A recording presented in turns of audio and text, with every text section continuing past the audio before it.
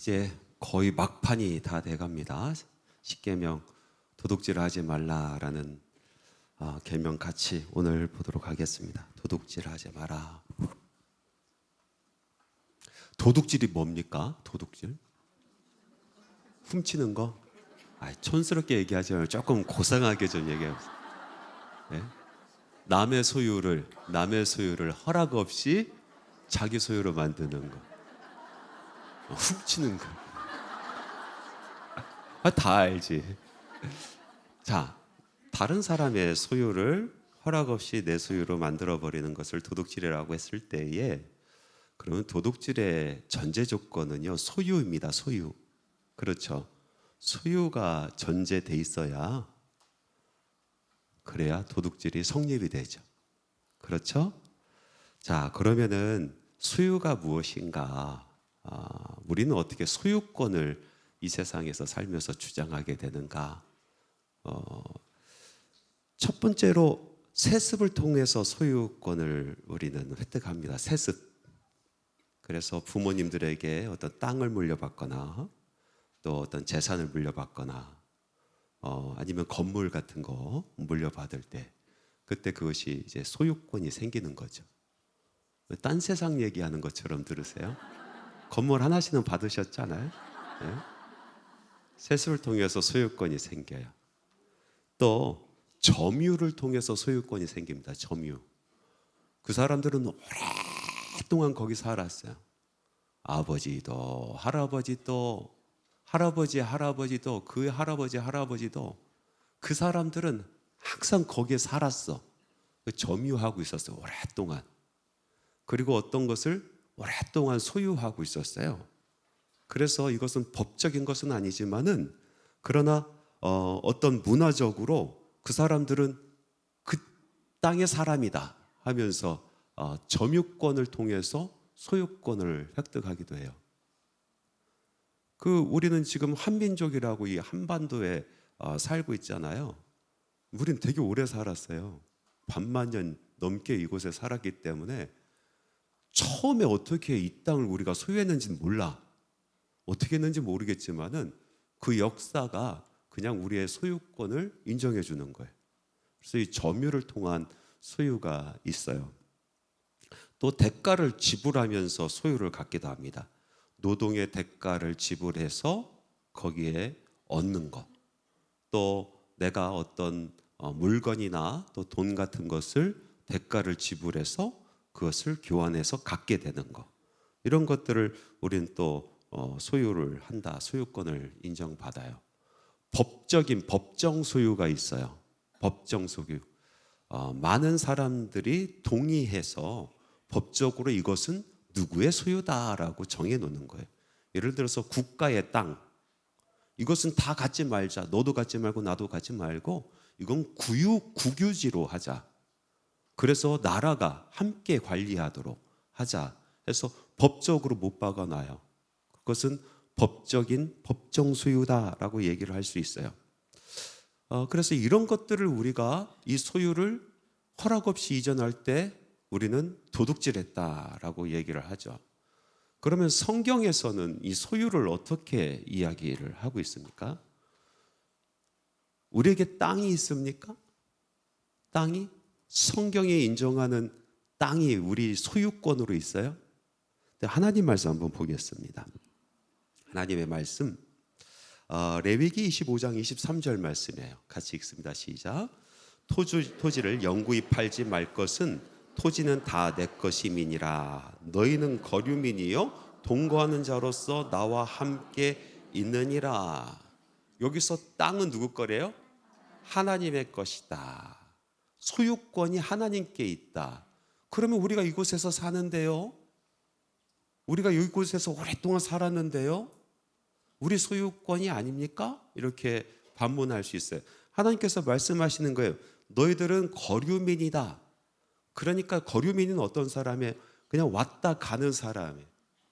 우리가 태어나서 이곳에서 살다가 가는 거예요. 그래서 우리 소유가 아니, 너희들은 거류민일 뿐이야. 동거인이다. 동거인. 나와 함께 그냥 잠시 살아가는 사람일 뿐이다. 그래서 소유권, 땅의 소유권은 너에게 있지 아니하고 하나님께 있는 것이다라고 성경은 우리에게 명확하게 이야기하고 있어요. 저는 이 말씀 굳게 믿습니다. 땅땅거리면서 땅 사시는 분들 많이 계시는데 마음껏 사라고 해요. 마음껏 사라. 다 하나님 거니까. 소유권, 성경 말씀은 우리 사람에게 소유권을 인정하지 않은 거예요. 땅에 대한 소유권.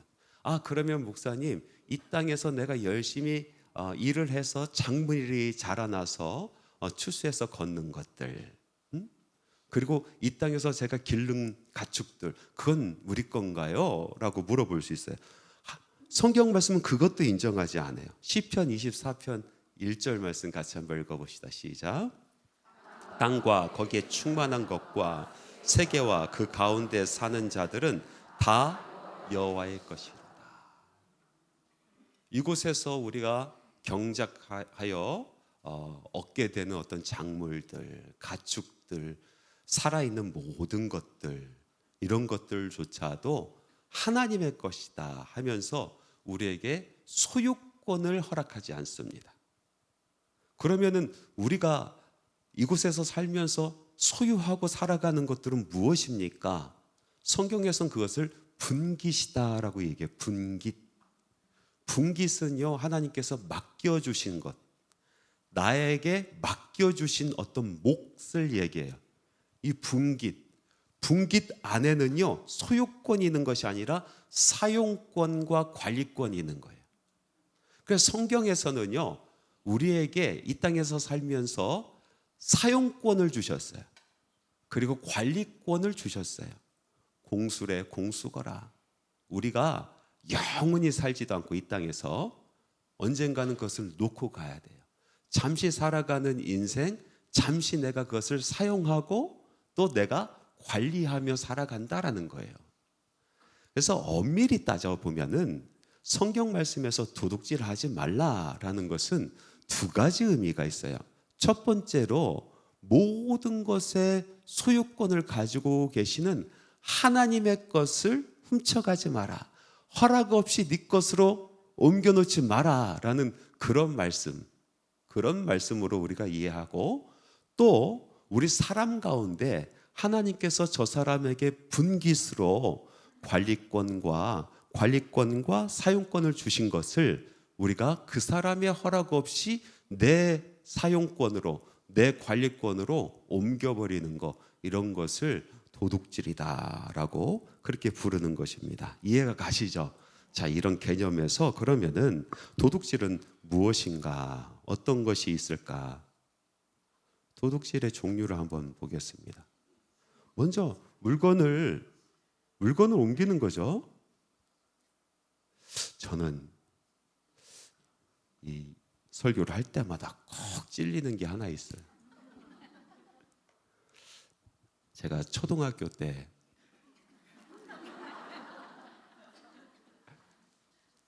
저희 집 안방에 보면은 문갑이 있어요. 문갑.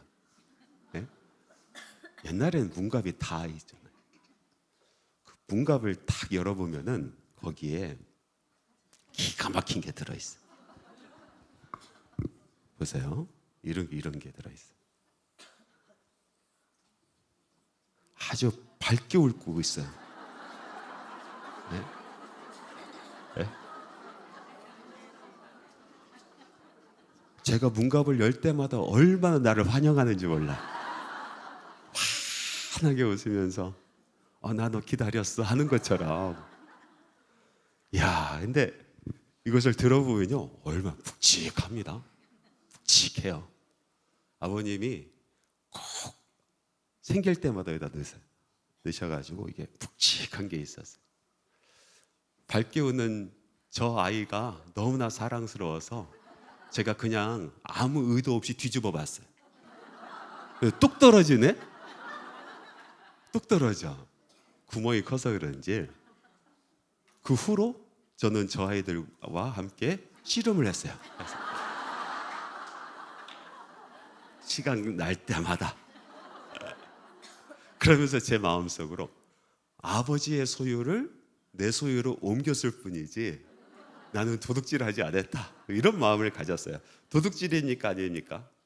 도둑질이죠. 왜? 중간에 뭐가 빠졌어요? 허락 없이. 옮기긴 옮겼는데 허락 없이 옮겼어요. 도둑질이죠. 다른 사람의 것을 이렇게 옮겨가는 거, 그거 도둑질이라고 보는 겁니다.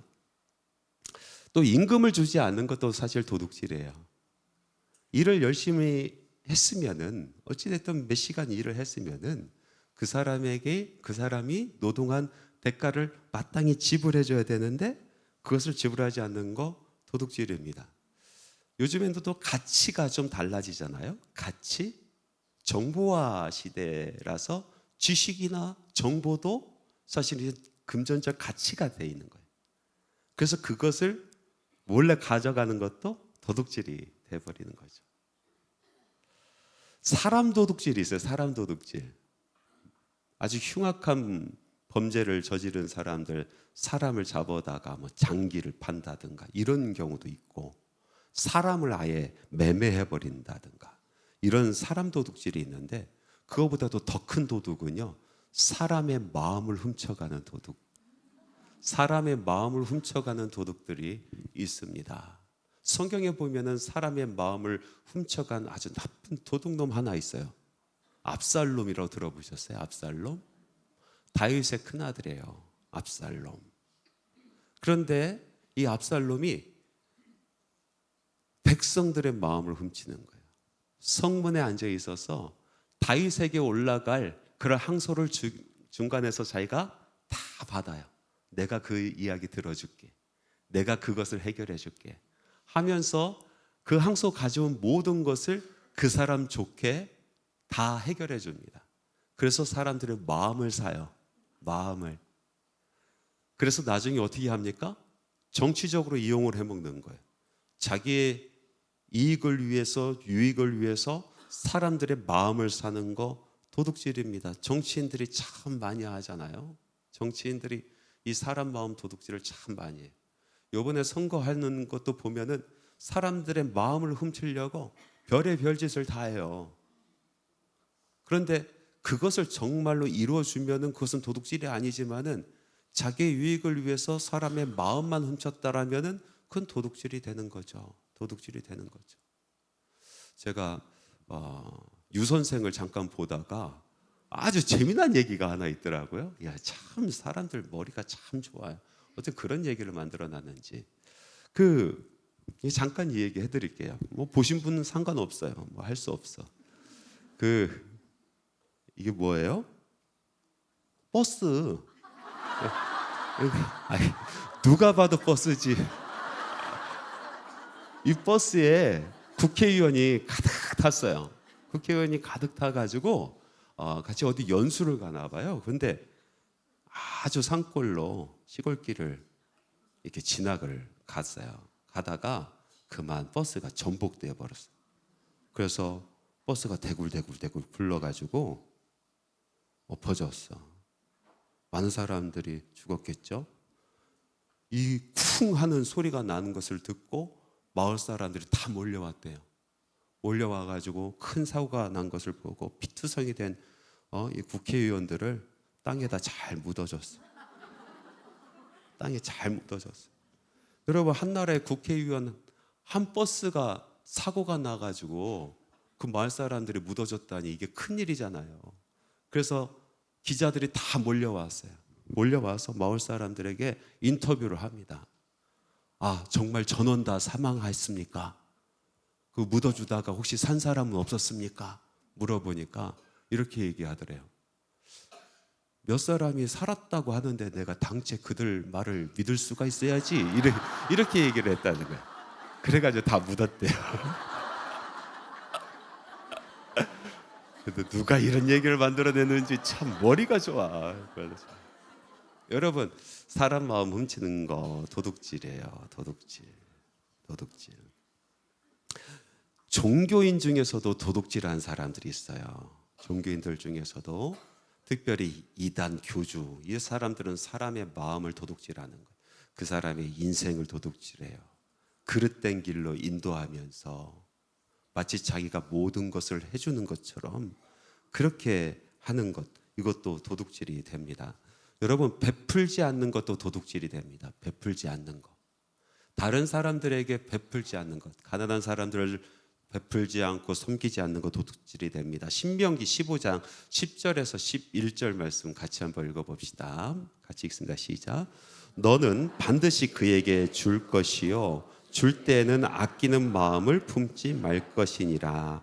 이로 말미암아 내 하나님 여호와께서 내가 하는 모든 일과 내 손이 닿는 모든 일에 내게 복을 주시리라. 땅에는 언제든지 가난한 자가 그치지 아니하겠으므로 내가 내게 명령하여 이르노니 너는 반드시 내 땅 안에 내 형제 중 곤란한 자와 궁핍한 자에게 내 손을 펼치리라. 하나님께서 여기 말씀에 반드시라는 단어를 2번이나 썼어요. 이것은 해도 되고 안 해도 되고라는 말씀이 아니란 뜻입니다. 이것은 반드시 해야 된다. 반드시 해야 된다. 왜 가난한 사람들을 돕는 것을 반드시라고 얘기를 했을까요? 그것은 하나님께서 우리에게 분깃을 맡겨주셨을 때에 우리에게 그것을 사용하고 관리하는 관리권을 넘겨주셨을 때에 그때 하나님께서 하라고 하시는 것이 있어요. 이 땅에는 가난한 자들이 끊이지 않을 거야. 정말로 그렇지 않습니까? 아무리 잘 사는 나라도 가난한 사람들은 항상 우리 주변에 있어요. 항상 도움이 필요한 사람들이 우리 주변에 있는 거예요. 사람들은 유토피아를 만들지라도 그 주변에는요 가난한 사람들이 반드시 있어요. 우리에게 분깃을 맡겨주면서 그들 몫을 맡겨줬다는 거예요. 그들에게 전해주라라고 하나님께서 우리에게 분깃을 맡겨준 거라. 그런데 그것을 중간에서 띄어먹고 섬기지 않는다. 그 사람들에게 줘야 될, 마땅히 가야 될 것을 흘려보내지 않는다. 도둑질이라는 거예요. 도둑질. 그래서 초대교회에 강령이 있습니다. 강령. 초대교회 교인들의 강령. 여러분, 강령이라는 것은요 해도 되고 안 해도 되고 하는 그런 정도의 규율이 있는 것이 아니라 마땅히 해야 되고 안 하면 쫓겨나는 것을 강령이라고 불러요. 강령. 그 초대교회 강령 디다케라는 게 있어요. 디다케. 초대교회 교인들은 반드시 지켜야 될 강령 디다케. 디다케에 이런 것이 있습니다. 한번 띄워줘 보세요. 같이 한번 읽어볼까요? 내 가진 것을 떼서 가난한 이들에게 주는 것이 아니다. 원래 그들의 것을 돌려주는 것이다. 형제 자매들과 너의 소유를 나누고 어떤 것도 내 것이라고 주장하지 말라. 영원한 것을 그들과 함께 나눈다면 이 땅의 것에 대하여서는 더욱 그리해야 하지 않겠는가. 이 초대교회의 성도들이 철저하게 지켰던 디다케라는 강령에 보니까 우리가 가난한 사람들을 내 것을 떼서 가난한 사람들에게 나눠주는 것이 아니다.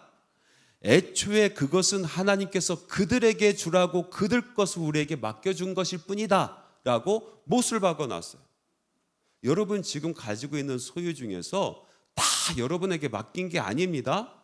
여러분 주변에는요 항상 가난한 사람들이 있을 것인데 그들 것을 그들에게 주라고 관리권을 주면서 잠시 맡겨놓은 거예요.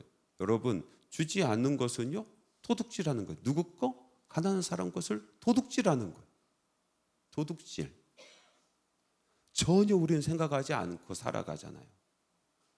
내가 마음이 너그럽지 못하고 내 형편이 좋지 못해서 나눠주지 않은 것뿐이지 그게 어떻게 도둑질? 아니요.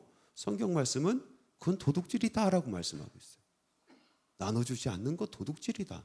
애초부터 네 거 아니야. 애초부터 너 먹으라고 준 거 아니야. 너를 통해 전하라고 준 거야. 하나님께서 말씀하신다는 거죠. 전혀 도둑질이라고 생각하지 않고 살아가요. 마지막에 이런 도둑질이에요. 하나님 것을 도둑질하는 거. 하나님 것을 도둑질하는 도둑이 있어요. 자, 말씀을 볼게요. 말라기 3장 8절 말씀이에요. 3장 8절. 같이 읽습니다. 시작. 사람이 어찌 하나님의 것을 도둑질하겠느냐. 그러나 너희는 나의 것을 도둑질하고도 말하기를 우리가 어떻게 주의 것을 도둑질하였나이까 하는도다. 이는 곧 11조와 봉헌물이라. 11조와 봉헌물, 그것은 내 것인데 왜 너희들이 그것을 도둑질하고 안 했다고 하느냐. 하나님께서 말씀하신 하나님의 것을 도둑질하는 거 11조와 봉헌물이라는 거예요. 11조 얘기를 조금만 해볼게요. 여러분 11조 왜 돼지가 그려져 있어요? 잊고 싶은 과거는 빨리 지워버려.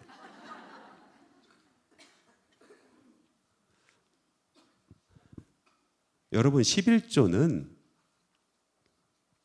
두 가지를 우리가 생각을 하면서 접근을 해야 돼요. 첫 번째는 영적인 접근, 영적 의미를 우리가 알아야 돼요. 그리고 두 번째로 경제적 정의 문제, 경제적 정의의 문제가 있어요.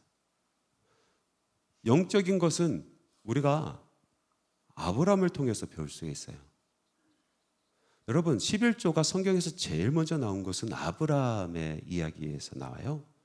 율법으로 11조를 하나님께서 정해준 것이 아니라 아브라함이 자발적으로 하나님께 11조를 합니다. 잘 아는 스토리잖아요. 가나안 땅에 큰 전쟁이 벌어졌어요. 왕들의 전쟁. 그 왕들의 전쟁에 소돔에서 살고 있었던 아브라함의 조카 롯이 그 가족들과 함께 노예로 잡혀가요. 그 롯의 가족을 구원하려고 아브라함이 사병을 이끌고 가서 그 전쟁에 참여를 합니다. 그리고 전쟁에서 승리하고 많은 전리품을 가지고 돌아오는데, 돌아오는 그 길목에서 왕을 만나지 않습니까? 누구를 만나요? 두 왕을 만나요. 두 왕을. 한 왕은 소돔 왕, 이 세상 이 땅의 왕을 만나고, 또 하나는 샬롬의 왕, 영원한 하나님의 제사장 멜기세덱을 만나요. 소돔 왕은 뭐라고 얘기합니까? 잘했다. 네가 열심히 해서 벌었으니 그거 다 네 것이다. 마음껏 쓰라. 이렇게 소돔 왕은 막 박수를 쳐주잖아요. 근데 멜기세덱은 그렇게 얘기 안 하지 않습니까? 그 누구의 것이냐? 네가 지금 가지고 오는 것이 누구의 것이냐 물어보는 거예요. 아브라함은 소돔 왕의 말을 듣지 않고 멜기세덱의 말을 듣고 그때 하나님 앞에 고백을 하는 거예요. 아, 나는 애초에 전쟁에 나가서 싸워 이길 힘이 없는 사람인데 이 전쟁을 승리케 해주셨다. 여기서 얻은 모든 것은 나의 공로가 아니고 내 소유가 아니고 하나님의 공로요, 하나님의 소유다라는 것을 고백을 합니다. 고백하면서 거기에서 11조를 멜기세덱 영원한 제사장에게 바쳐 올립니다. 11조. 그것이 성경에 나오는 첫 번째 11조의 이야기예요.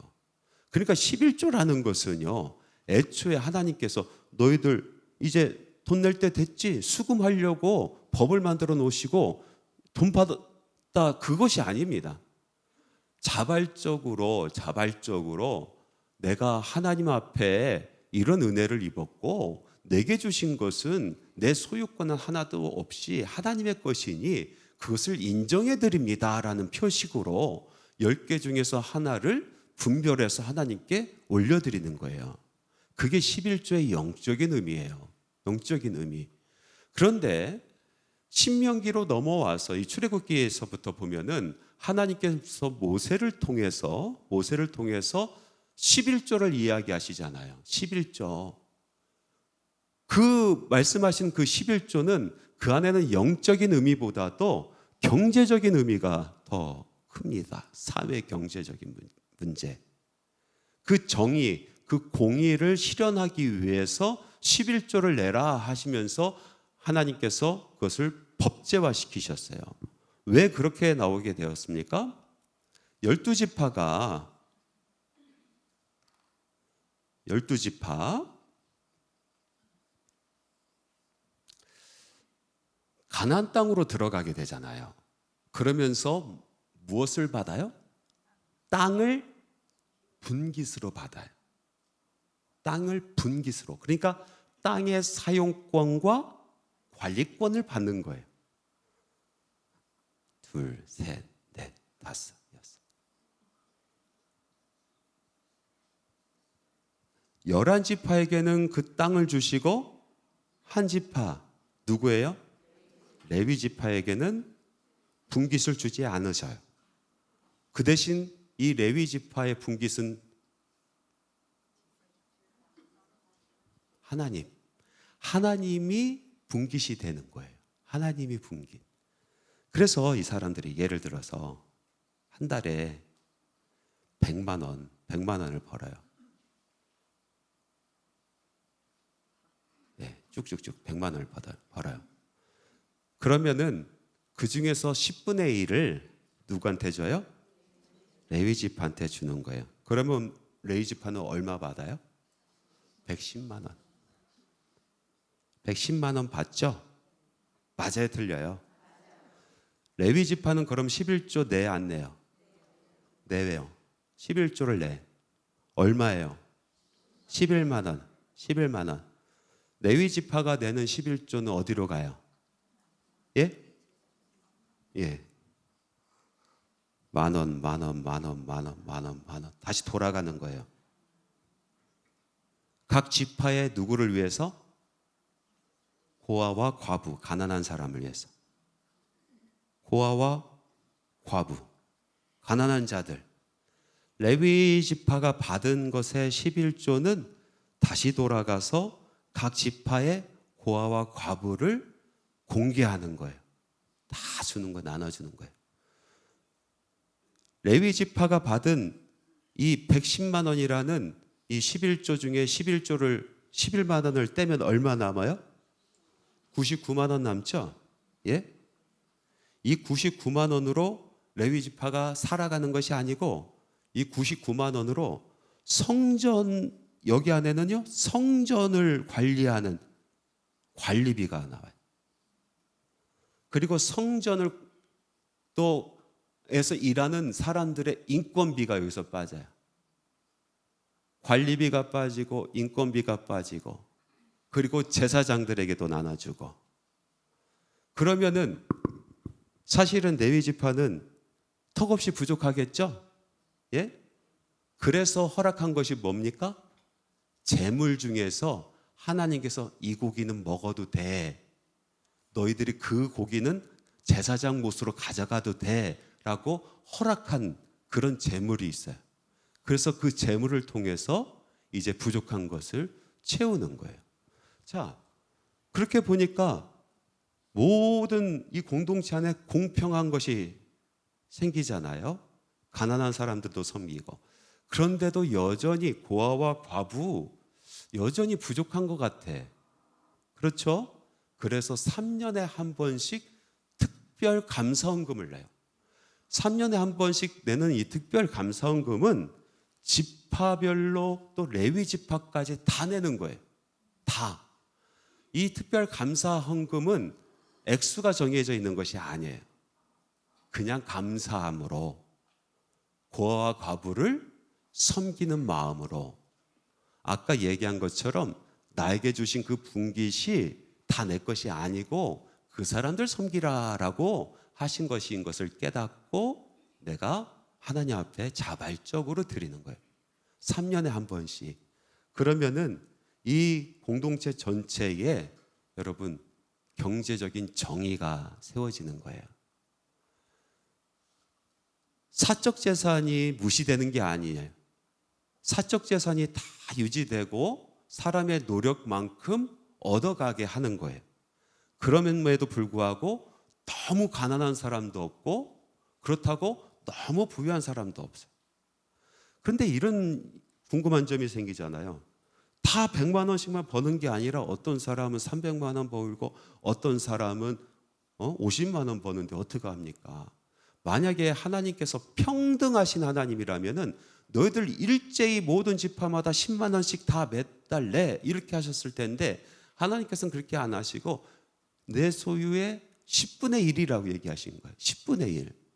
그러면요, 가난한 사람들도 내가 한 달에 20만 원 벌어도 10분의 1은 낼 수 있어요. 2만 원. 그렇죠? 내가 200만 원, 300만 원 버는 사람이라도 10분의 1을 부담할 수가 있어요. 그러니까 공평한 거예요. 10분의 1이란 건 참 공평한 거예요. 이렇게 하나님께서 이끄시는 이스라엘 백성이라는 공동체가 경제적인 정의, 경기에 공평하신 하나님의 그 원리에 맞게 경제적인 정의가 세워지게 만드신 것이 바로 율법으로서 11조를 내라 하신 그 의미가 여기 안에 담겨져 있어요. 그 의미가.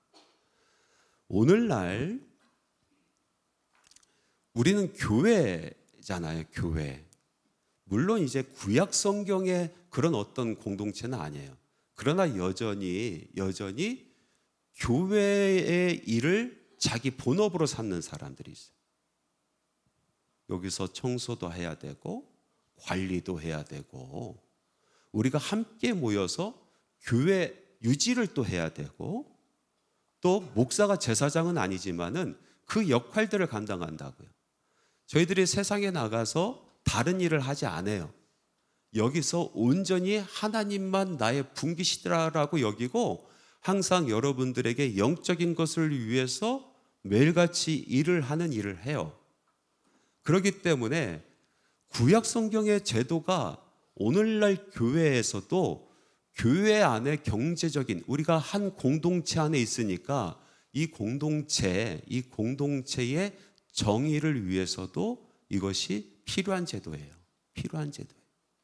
왜 구약 성경에 있는 제도를 지금 해서 11조를 강조하십니까? 그럼 신약 성경대로 헌금하세요. 신약 성경대로. 신약 성경대로 헌금하는 거 보니까요, 다 바쳤어. 다 바쳤다니까? 아니, 안 그래요? 다 바쳤어요. 아, 나는 그렇게는 못하겠어. 그래서 구약 성경에 그거대로만 해도 저는 살만할 것 같아요. 어떤 사람이 이런 사람들이 있어요. 저는 하나님께 11조를 했어요. 그런데 교회단은 안 해요. 내가 원하는 다른 곳에 내가 11조를 했어요. 그런데 하나님과 도둑질한 적이 없어요. 교회단은 안 하는 것뿐이에요. 그렇게 이야기하신 분도 많이 계시죠? 여러분, 하나님께 도둑질 안 했어도 공동체 안에서 책임을 다하지 않는 거예요. 무슨 얘기인지 아세요? 그러니까 우리가 서로 약속했단 말이죠. 여러분, 직분 받으면서 서로 그것을 약속했다고요. 우리가 이렇게 하나님의 영적인 공동체를, 하나님의 백성으로 우리가 함께 살아가자. 그것은 영적인 것만 나눈 것이 아니라 육적인 교제도 우리가 같이 나눌 건데 내가 책임져야 될 부분이 있다는 거예요. 그래서 여러분, 그 직분을 받을 때 이것을 서약을 받는 거예요. 육적인 부분, 경제적인 부분, 우리 공동체에서 담당해야 될 부분을 내가 감당하겠습니다라고 서약하고 직분을 받는 거라고요. 하나님께 드린 건 맞아요. 드렸어요. 그런데 우리 공동체 안에서는 자기 역할을 얌체처럼 안 하는 거예요. 안 하는 거예요. 이 11조가 사용되는 것에 대해서 우리가 신뢰하고 믿고, 그리고 이것이 원활하게 잘 돌아갈 수 있도록 우리가 함께 논의하면서 그 공동체를 세워가는 거예요. 이해가 가시죠? 자, 그러면은 이게 11조인데 하나님께서는요, 경제적인 정의의 의미에서 11조를 두셨는데 땅에 대한 마음도 계세요. 땅에 대한 정의도 분명히 있어야겠다라고 하나님께서 생각하신 것 같아요. 그래서 땅을 쉬게 하는 안식년이란 제도를 주셨어요. 안식년. 안식년은 몇 년에 한 번씩? 7년에 한 번씩. 땅은 계속 일해야 되잖아요. 이 사람 먹고 살려고 이 일들 하려고 땅은 계속 일해야 돼. 땅은 하나님의 것이기 때문에 하나님께서 안식년을 두셨어요. 땅 쉬라. 땅 좀 쉬게 해라. 그 땅, 네 것도 아니잖아. 좀 쉬어야지. 여러분, 땅이 좀 쉬어야 그 다음에 더 풍성한 곡식을 엽니다. 쉬지 않고 계속 돌리잖아요. 계속 돌리잖아요. 땅에 힘을 잃으면 어떻게 합니까? 다른 어떤 화학적인 것을 동원해서 땅에다 막 부어붓잖아요. 그래가지고 힘없는 것 막 약으로 먹여 살려가지고 또 거기서 또 빼먹고. 그런데 땅 쉬라는 거예요. 7년에 한 번씩. 그리고 7년이 7번 지난 뒤에 또 뭐가 있어요? 희년이라는 게 있는 거예요. 희년. 50년. 자, 이것이 하나님께서 이 땅과 그 안에 있는 소유, 그것을 하나님 것이다라고 얘기하시면서 너희들에게 이것을 관리권을 넘겨주었는데 그것을 어떻게 경제적인 정의를 세워가면서 관리해야 되는가에 대한 하나님의 법률인 거예요. 근데 이 법을 사람들이 지켰을까요? 안 지켰을까요? 예? 지켰다 손 들어보세요. 이스라엘 백성이 이 법을 지키지 않아요. 법을 지키지 않아요. 제일 먼저 뭐 띄어 먹어요? 11조 띄어 먹었단 말이죠. 11조 띄어 먹으면 어디에 타격이 있어요? 레위 사람들에게 타격이 있는 거예요. 더 이상 성전에서 머물면서 성전의 일을 돌볼 수가 없어요. 왜? 언제까지 숟가락 빨고 있을 거야? 저 자식들 다 굶어 죽고 있는데. 그러니까 레위 사람들이 성전을 떠나요. 하던 일을 놓고 성전을 떠나요. 제사장은 그나마 제사 들어오는 그 제물로 가지고 큰끈히 버텨나가다가 나중에 그것도 줄어들어. 그러니까 제사장도 떠나요. 그 시대가 어느 시대예요? 사사시대예요. 사사시대의 마지막의 장면들 보면요, 레위인들, 제사장들이 갈 곳이 없어. 땅을 받았어야 어디 가서 농사라도 져먹지. 땅을 받은 적도 없고. 그러니까 이 레위인들, 제사장들이 이리저리 유리하는 거예요. 무슨 뜻이냐면 거지가 돼서 돌아다니는 거예요. 거지가 돼서. 성전은 무너져가고 당연히 그 안에서 말씀을 연구하고 말씀을 가르친 사람도 떠나가게 되고, 무슨 소리인지 아시겠죠? 떠나가게 되고 말씀을 가르치지 아니하니 백성들은 영적으로 어두워지고 타락하고, 타락한 것이 타락인지도 알지도 못하고 하나님의 말씀이 있는지도 알지도 못하고 살아가고. 그것이 사사기의 모습이에요. 사사기의 모습. 그게 악순환이 되는 거잖아요. 악순환. 11조를 제일 먼저 띄어 먹었어요. 두 번째, 안식년을 지킨 적이 없어요. 나라가 세워진 뒤로 안식년을 지킨 적이 없어요. 근데 놀라운 것이 있어요. 놀라운 것이. 이스라엘 백성이 나중에 패망하잖아요.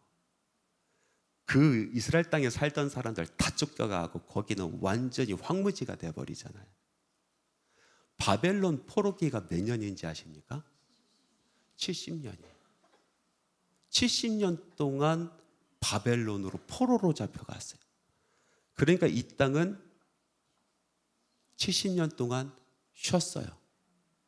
왜 70년이에요? 예? 이스라엘의 역사 77에 49, 490년이에요. 490년 동안 한 번도 안식년을 지키지 아니하시니까 하나님께서 이렇게 쓸어서 이쪽으로 옮겨놓고 여기 70년 동안 쉬게 하신 거예요. 하나님께서 다 찾아가신 거예요. 다 찾아가신 거예요. 무슨 얘기인지 아시죠? 여러분, 이거는 소름 돋는 일입니다. 소름 돋는 일이에요. 우리가 안 하니까 하나님께서 하셨다는 거예요. 그냥 그것으로 인해서 이 안에 이 경제 정의가 깨지면서 이 안에 얼마나 아픔이 있었고 슬픔이 있었고 어려움이 있었어요. 그 도둑질의 결과였단 말이에요. 제가 어느 그 목사님과 대화하다가 뭐 목사들 얘기는 항상 뭐 교회 이야기겠죠. 교회 이야기하면서 제가 이런 질문을 했어요. 목사님, 네, 교인들은 11조 생활 잘 하세요? 네, 물어봤어요. 그랬더니 목사님 뭐라 대답했냐면은 우리 교회는 100% 11조 합니다. 100%. 그래서 어떻게 그럴 수가 있어요? 그랬더니 위에서 알아서 걷어가세요. 그러시더라고요. 알아서 걷어가신대. 그런데 제가 가만히 생각해 보니까 제 인생 계산해 봤어요. 알아서 걷어가실 때가 있었어요. 제가 그거 조금 욕심나서 눈 딱 감고 안 드린 것들 하나님이 다 계산해 가시고, 다 아파서 계산해 가시고, 사고 나서 갑자기 차가 없어져, 갑자기 사고 나서 없어지고. 여러분 집에 가서 한번 잘 계산해 보세요. 계산해 보세요. 농담인가 진담인가. 하나님의 것을 도둑질한다라고 표현하고 있어요. 도둑질한다. 자, 도둑질하지 않기를 바라면서 어떻게 하면 도둑질하지 않을 수 있을까? 도둑질하지 않을 수 있는 방법은 뭘까? 첫 번째는 여러분, 하나님께서 나에게 맡겨주신 것을 이것이 내 소유가 아니라는 것을 인정할 줄 알아야 돼. 분깃이다. 분깃. 그것이 인정이 되면요, 그 다음부터 지족합니다. 지족. 족한 줄 아는 거예요. 아, 나에게 맡겨주신 이 분깃이 내 그릇이구나. 이 안에서 해야 될 일들이 있구나. 지족할 줄 알아야 돼. 그래야 여러분 도둑질로부터 멀어집니다. 두 번째로는 하나님의 귀한 말씀이 있는데 에베소서 4장 28절 말씀. 4장 28절. 우리 같이 한번 읽어보겠습니다. 시작. 도둑질하는 자는 다시 도둑질을 하지 말고 돌이켜 가난한 자에게 구제할 수 있도록 자기 손으로 수고하여 선한 일을 하라. 도둑질했던 사람들은 앞으로 도둑질하지 마라 하고 끝나는 것이 아니에요. 도둑질했던 사람들은 이제 내 손으로 열심히 좀 살아봐. 열심히 땀 흘려서 좀 살아봐. 그리고 뭐라고 얘기합니까? 도울 수 있도록 선한 일을 해라. 옥에 갇히는 이 범죄자들이 여러 가지 유형이 있잖아요. 범죄가 아주 수도 없이 많은 유형의 범죄가 있는데 그 중에서 옥살이를 하고 나와서도 정말 끊기가 어려운 범죄가 뭔지 아십니까? 도둑질이래요. 도둑질은 정말 끊기가 어렵대요. 그래서 재범, 3범, 4범 계속해서 나온대요. 이 도둑질이라는 것은 사실 마음의 문제거든요. 습관의 문제요, 또 마음의 공허함의 문제. 이게 치료가 되지 않으면은 계속해서 도둑질을 한다는 거예요. 그러니까 훔친 놈이 또 훔치는 거예요. 훔쳐본 사람이 또 훔쳐요. 도둑질이 그렇게 끊기가 힘들대요. 그런데 출소해서 도둑질을 끄는 사람들이 있대요. 똑똑한 사람일까요? 아니요. 그 사람들을 보니까 그 사람들은요, 오히려 선을 행하려고 노력을 하더래요. 그러니까 지금까지 내가 도둑질 해먹고 살았는데 이걸 끊으려고 나 이제부터 도둑질 안 해, 도둑질 안 해. 남의 거 보고도 나 탐내지 않을 거야. 이렇게 살아간 것이 아니라 다른 마음으로 열심을 품고 한 것이 있는데 그것이 다른 사람을 돕는 선이었다라는 거예요. 다른 사람을 돕는 선에 마음을 쏟은 사람이 도둑질을 끊더래요. 이 하나님의 말씀은 어떻게 그걸 잘 알고 계셨는지 도둑질하는 자는 다시는 도둑질을 하지 말라. 그리고 수고하여 열심히 일을 하고 그리고 선한 일을 하라라고 말씀하셨어요. 여러분, 우리가 도둑질하지 않는 인생을 살기 위해서는요, 선한 사역을 해야 돼요. 선한 일을. 여러분, 열심히 벌어서 남 좋을 일을 하십시오.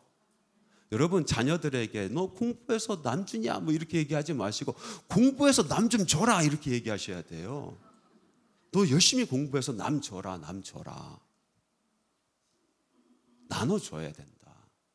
인생의 목표를 명확하게 세워주실 줄 알아야 돼요. 자, 그렇게 될 때에 도둑질로부터 우리 마음이 멀어지는 거죠. 멀어지는 거. 지족하라. 그리고 선한 일에 열심을 해라. 도둑질로부터 멀어지는 비결입니다. 자, 오늘은 여기까지 하고 다음 시간에 또 이어서 하도록 하겠습니다. 기도하겠습니다. 참 좋으신 하나님 아버지 감사합니다. 오늘도 주신 말씀을 잘 이야기하시고 우리 하나님께서 이 땅에 세우고자 하신 하나님의 아름다운 나라를 우리가 함께 꿈꾸며 그 나라를 맛보며 살아가는 저희들 되게 하여 주시옵소서. 예수님의 이름으로 기도합니다. 아멘.